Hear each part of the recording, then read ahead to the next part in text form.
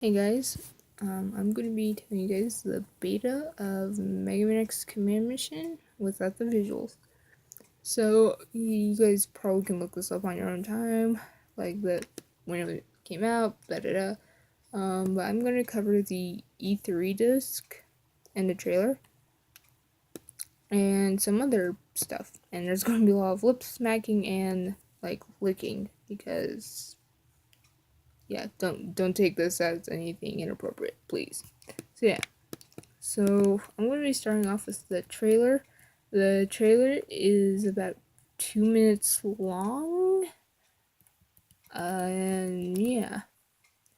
Hold on. I know I put it. Yeah, it's about 2 minutes, and the whole game is shown for the PS2, but not for the GameCube. Um, the disc has a trailer. I'm not sure if you can skip it. I think you can skip it, but I'm not sure. I'm gonna have to replay the E3 demo because I have it. I managed to get a copy. Um. So yeah, there's some notable differences. The first thing I'm actually going to go over that not on here is X's action trigger. It is completely different from the final version and the E3 demo, actually. Um. So what I wrote down here is the action trigger for X shows a bar meter where you push a certain button at a certain time. I'm not sure which or what. After correctly pressing the button, it shows a scene where X is surrounded by blue and gold. Then he releases the energy and hits the enemies. The player holds a certain button, and then after holding that button for a certain amount of time. Wait, what? Oh, okay. And after holding that button for a certain. She deleted something important. I mean, I typed up in the final and in the demo.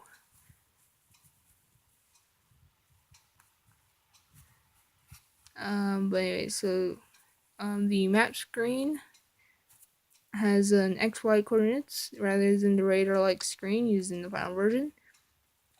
The font is quite different, which I'm kind of glad they changed the font because the font in the final version looks pretty cool.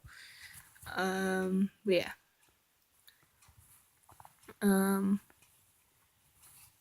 the demo, wait, I already said that. Two of the bosses, Dr. Psyche and Silverhorn, are surrounded by darkness in their respective areas. So Silverhorn's eye, Silverhorn eye, wow, Silverhorn's eye is glowing. G4 appears in the third area rather than being in the second. And now onto the demo. The demo starts off at the shopping area, second area. Wow, there is a lot. Okay, I swear I published this to my English teacher, and I think she read it and then noticed that there are grammar errors. I am reading this, and I am noticing like 3 grammar errors. Wow. Um, the shop area, that should be shopping. Oh, I can't edit.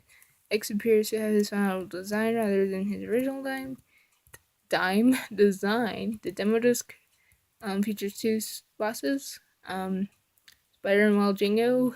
In the final game, you fight Spider with only X, and Wild Jingo you fight with X and Spider. As in the beta, you fight both bosses with X Zero and Axel. The game's voice acting. Wow, that's plural, not like you know. The game's voice acting is in Japanese, and the cutscene dialogues are totally different. Um, I actually wrote it down, but since this was actually a paper, she made me delete it. But one of the changes is that Spider calls X Lil Hunter Boy when when X calls Spider a bounty hunter. Yeah. The music is kind of different. Um, the in the E3 version, Spider's theme music is the regular battle theme instead of the song "Thick Forest of Treasures." Um, the excuse me, cutscene plays, cutscenes, Spider escape plays. There's not a whole lot of difference when like portraying the message in the both versions. Um, After leaving the room, you meet a friendly character named Cinnamon. She warns the player that the pulse up ahead. Although in the final version, she appears in the fourth area of the game, where like after you finish that, she becomes a part of your party member. And can I say one thing about Cinnamon? She is a cinnamon bun, no pun intended. I love Cinnamon. Like she's adorable. There's not a whole lot of like differences between like X Zero and Axel in the E3 demo in the final game, but well, not a whole lot between X and Zero, except like Zero's model is so wonky when he does his action trigger that he does the dab. I'm not even kidding, or he does this. It's so funny. Um, Although Axel's action trigger is pretty different.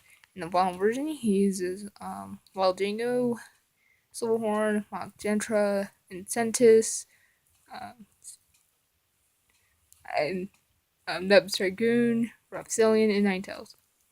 I almost I almost got the names right. Although in the E3 demo, he uses Silverhound, and Enchantus, or Blue Wing. Um, there are some other beta elements that are in the code. Here are some funny oddities that were found on the cutting room floor. Spider's action trigger, Fortune Hand, uses unfinished design for the cards, but the action trigger fails to execute and causes the game to soft lock.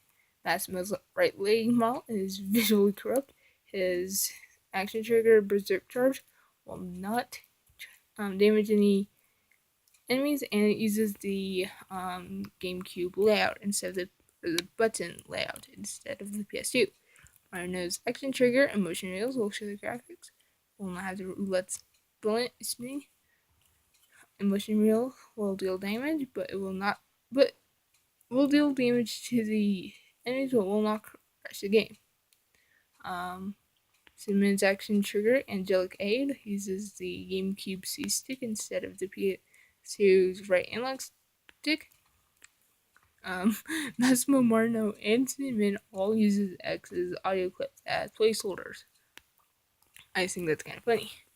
While Jingo and Spider is the only bosses fully programmed, Epsilon's model is missing his right leg entirely. Ferrum's model is visually corrupt as she often has black polygons encompassing her whole model.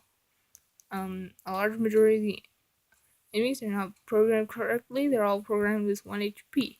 Zero takes 0 damage regardless of attacks used. Therefore, Silverhorn is unkillable without the usage of damaging items. Major NPCs will often have placeholder relics, so using incorrect animation when idle or spoken to. Now onto some hidden content. I have not found this anywhere else. No forums, nothing. Well, I haven't looked it up yet, but I had to give credit to myself. This is what I put.